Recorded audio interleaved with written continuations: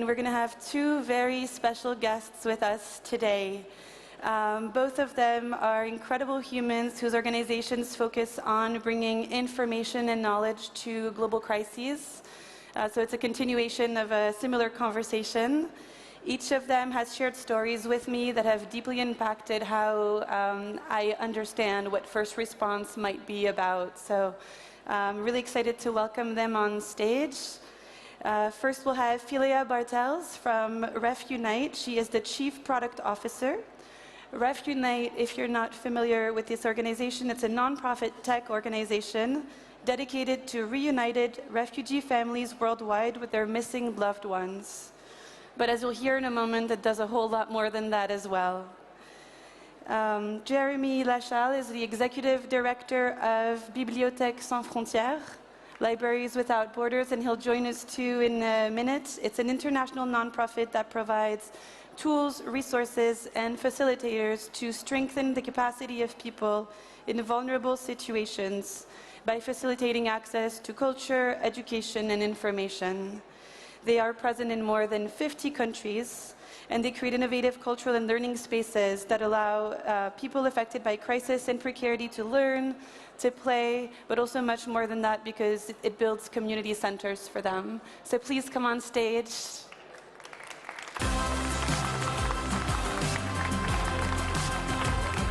Here.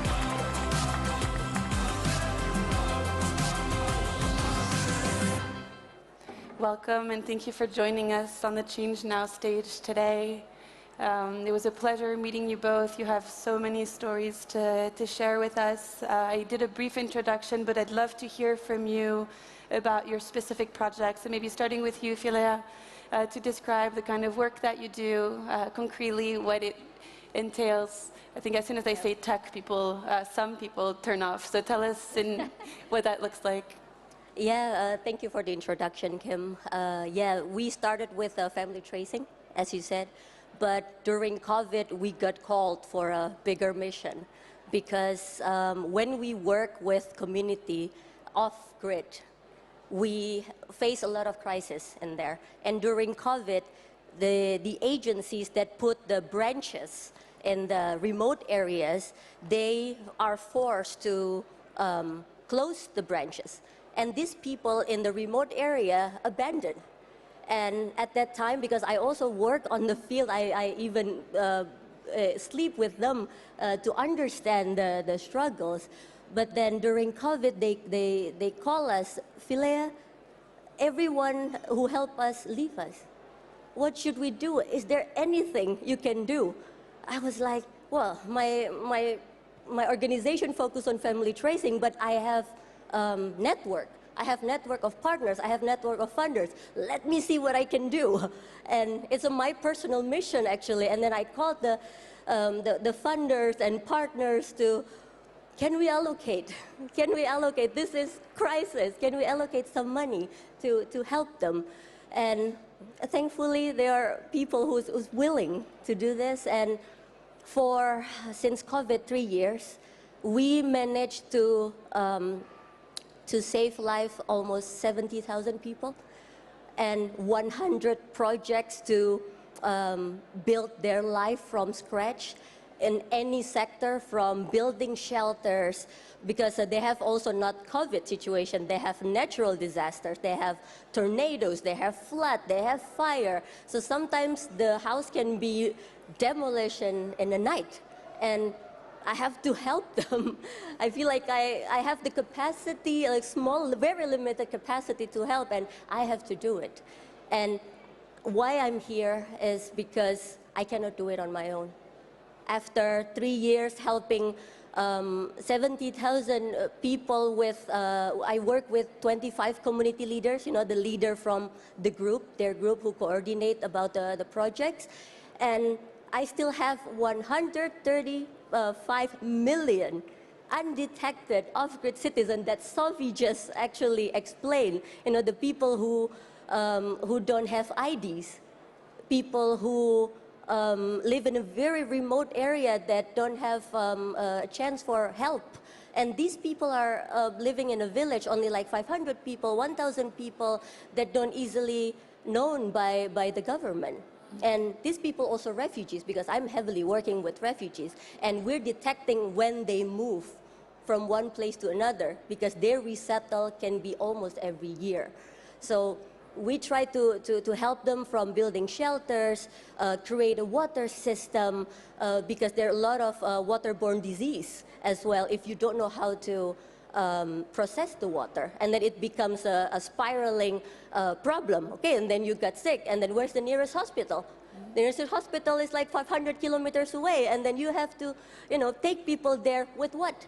If you're living in a desert and don't have any proper transportation. So the issue become more and bigger than what we imagine, and that's why we are here asking for help, because our organization is too limited to actually help that big amount of people living in the off-grid. And I personally try to put when it comes to funding, for example, okay, what I can fund. What we can fund is not just monetary. We do need monetary, we need money, but knowledge is also the key. Because, for example, your house is got demolished by a tornado, let's say, and then I give you $1,000, but you have no idea on how to build a house. Then that money become a waste, right? So I'm happy to be here with Jeremy, who will provide education first to people to be able to sustain their life. So I think that's the key of to make people sustain. You give money, and also you give education. So that's that's what we do. And I think one point that I want to add as well, that as a funder, either knowledge or monetary, you want to know where my money goes, right? And what I'm building is I provide fully transparency and traceability from your money to them and them back to you. Because I think that's the most important part. You want to know what they built, right? And what we deliver is we connect with WhatsApp.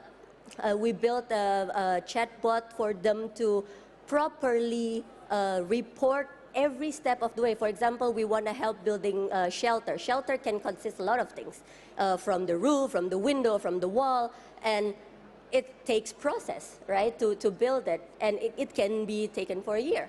So we want them to send every single step, to send it via WhatsApp, and it will display publicly on our website, so you know when you fund what they do. So some of our funders actually feel like, I want to go there. Yeah, go ahead. And they were there. They were there. I think they visited some of the community gardens because they want to produce their own food. And after a year, they have like a huge garden, like a permaculture garden that they plant a few things, not just like one, but a lot of things, so they can sustain their own community. So you can see it live. And I think that's the key, because, as you know, there are a lot of like, oh, where my money goes, is the impact report is audited or edited. And for me, I don't want that, because I personally put my money when I do a proof of concept, and I want to know where my money goes, because I want it to benefit the right people. So that's a long story short, Kim. Not so short. Not so short. Yeah. And thank you for the concrete examples, understanding that some of this even happens through WhatsApp, that it's so grassroots and so personal. You're hearing personal stories every day of how the monies are being allocated, what is being needed. And I think something interesting about bringing you two together, the previous conversation had to do with informing preventative measures from the first response data. But having spoken to the two of you, I'm realizing the time scale of what actually takes place in the life of a refugee. I think the first time we spoke, and you mentioned the average person spends about 17 years in a refugee camp. That really struck me. And so I'd love to speak more about that. And you had even longer examples to share, but the time frame and why knowledge, information, education becomes such a pivotal aspect of first response. We would usually think of it maybe as coming later on, but it actually shouldn't. Yes, absolutely. Thank you for the invitation, and thank you for what you said. Maybe I want to start by sharing with you a story. In 2010, we were, actually before 2010, we were very active in Haiti. And in 2010, there was like this massive earthquake hitting Port-au-Prince, the capital of Haiti, and leaving like more than 1.5 million people in the streets, under tents, in camps. And our partners in the field, the Haitian organization, told us, please come with us, and we are going to create libraries under tents in the camps. And we were like, do you think in the priority everything has collapsed? And they said, yeah, you need to know something about Haiti, like culture and writers, novelists are very important in Haiti. And I think one of the earth of the Haitian resilience is also based on this cultural vibrance. But anyway, we went with them and we created some of these libraries, 25 libraries in camps, in the middle of the camps.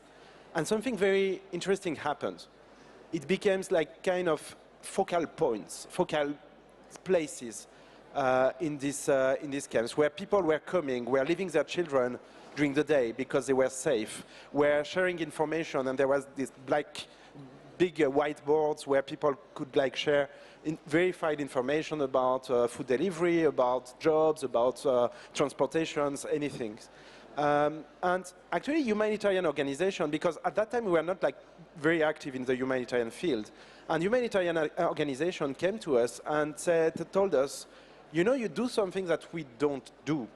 What we do, what humanitarian organizations traditionally do, is saving life, which is like, of course, the first urgency. But very quickly after, people need other things.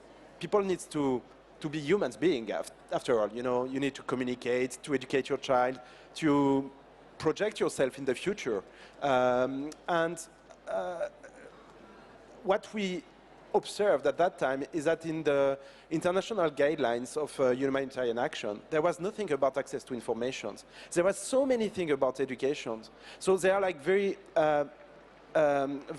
precise guidelines about how many toilets you need in a camp for this kind of like amounts of population, but nothing about schools, nothing about access to the internet, nothing about, you know, what we need today as human beings to live and to create links, bonds with other people, to project ourselves, etc.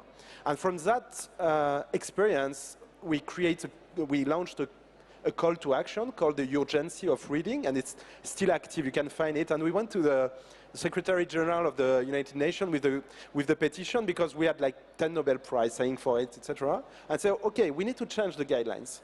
And they told us, it took us 10 years to make like access to water as an international human right. So access to information, it will take like another 10 or 20 years. So let's try to create concrete actions. And that's why how we decide like to create this I would say like device, but it's more like a device, like called the Ideas Box, which is a media center in a kit that we created 10 years ago now with the designer Philip Stark. But this is another story. I wanted to share this story because most of the time, when we talk about education, culture, access to books, or access to the internet in a humanitarian crisis, people tell us, no, but it's not the priority. And of course, the priority is to save life, because people need to have their life saved to be a human being again. But I think today, and what we heard before in the previous panel, today what we are hearing, listening about this human-centered design, this focus on the community, is quite new in the humanitarian area. I think it came like in the past decades. It came out about this idea of how we empower people rather than just like helping them, rather like them delivering food, how we support them, how we do like a new trend is cash transfer, because when you got cash, you can decide what kind of food, for example, you're going to buy. And what we observe on our side, and the reason we created Libraries for Borders 17 years ago, is that the 21st century is about knowledge. It's about actually most of the inequalities that appears in the world are about knowledge asymmetry. My first course of economy was about information asymmetry and the fact that when you buy something, you don't know exactly what is the margin of the guy who sell it that, and you have this kind of information asymmetry. But when it comes about knowledge, today, either you know or you don't know, either you get access to quality education or not, either you get access to the right information at the right level to decide what will be your training, what will be your next job, what will be about your health, either you have access to the internet or not. You see how information and knowledge are at the heart of what makes us as human beings able to make qualitative and informed decisions. And it's particularly true in humanitarian response, where people don't have access to the internet, where people are in very vulnerable conditions. And in this kind of situation, one thing that psychiatrists and psychologists observe a lot is the lack of what we call agency. It's very hard to translate agency in French. Maybe we take the word élan vital, I like. It's the ability to conduct a project from A to B at some point. And when you are like in this very vulnerable condition, it's very hard to project yourself. So what we try to do at Libraries Without Borders is to provide safe space and qualitative information. As we did like 2 years ago at the start of the war in Ukraine, for example, we were like 3 days after the start of the war, we are active in the border of Ukraine, in Poland and in Moldova, to welcome people and just to give like a very, safe space for children. So the women were free to get some news from their husband who were like in Ukraine, but also to take decision about what will be the next move. And we observe that people in this kind of situation, they need this kind of safe space where they can be, okay, take their time, be human being, etc. But they also need that this very precise, acute information that will help them to take the good decision. So I think this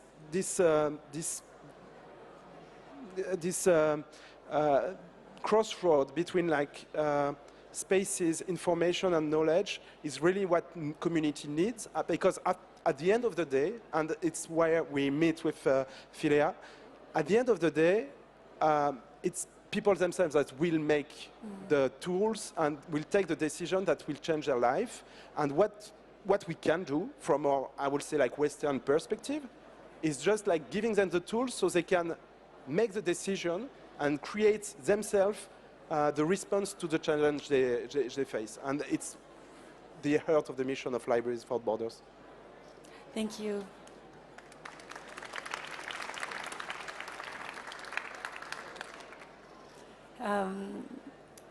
There's something that I'm hearing, and you didn't say it explicitly just yet, but I'm seeing now that part of your roles is also to allow people to access leadership, and that leadership roles on the ground will make or break a community. And so from what I'm hearing, you also have this responsibility in your various endeavors to create a space where leadership can emerge. Yeah. Which is a really interesting aspect of this. I love what Martha said earlier about being your own first responder, and what you just said about not projecting our own understanding of what might need to happen in order for a community to rise up. So I just wanted to highlight that piece. It's absolutely true, and I think Philea does something that is hyper important, is identifying the good leaders. It's not that easy. It's a very, very difficult job to do, and I think it's one of the big obstacle, I would say, like for first responder, is to identify the good people and good community leaders on which you will rely. And I think what you do is very important for that also. Thank you. Yeah, I mean, who am I, who we are to decide the fate of other people, right? So that's why I'm giving back the power for the community to decide what they want, what they need. And this leadership role is just to help them to get all the proposals from the community and put it in a voting system, and the majority will be the one who submitted to us. And we also help them. I think Jeremy put a good point of making a good decision, because when you're in you just got a disaster, you lost your home in a night. Sometimes your mind is not there to decide what's the most priority for you. Last week, I just got a crisis report. And then, okay, what do you need? Okay, we need shelter, we need food, we need blanket, and I need table. I was like, wait, what? You need table? For what? I mean, you lost everything and you need table. I mean, food, I get it. And shelter, I get it. Blanket, I get it. But table? Yeah, because I need to eat on a table. Oh. Okay, when you're in shock, and then I get it, because then I try to remember when I'm in shock, I cannot just, decide things in a wiser way, let's put it that way. And that's why I always say to myself, give yourself a break to process the information so I can give a better decision. And that's why we try to help them as well to create a better priority for them. I mean, not better priority, but help them to, do you really think that table is the most needed, And we create a proposal together, Refunite, the leader, and the community.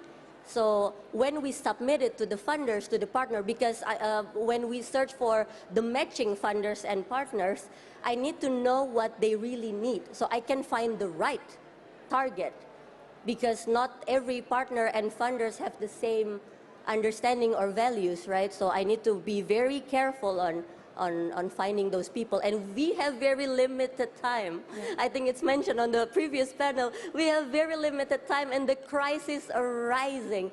I don't know how many times I have to, last week I get 4 crises that happen around Africa. One is fire, one is flood, one is tornado, and I think another one is flood as well.